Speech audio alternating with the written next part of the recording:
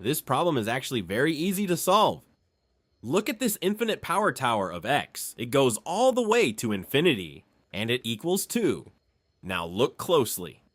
If we cover the very bottom x, the remaining top part is still an infinite power tower. That means the top part also equals 2. So we can rewrite the entire equation simply as x squared equals 2. Therefore, x equals square root of 2. Let's check if this is actually correct.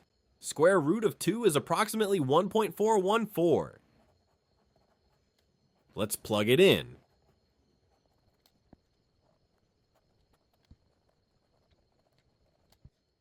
Notice that as the powers go higher and higher, the value increases, but the gap gets smaller and smaller. As it reaches infinity, it perfectly converges to 2. Let's look at another easy way. Let's test square root of 2.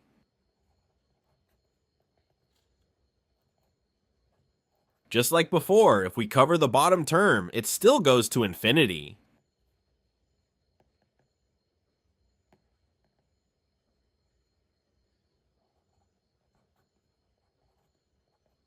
Let's call this value b. This equation is only satisfied when b equals 2.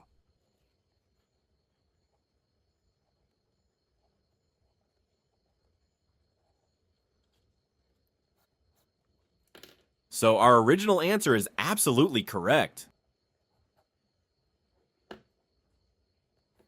There's so much more to explore in math. Stay tuned for more.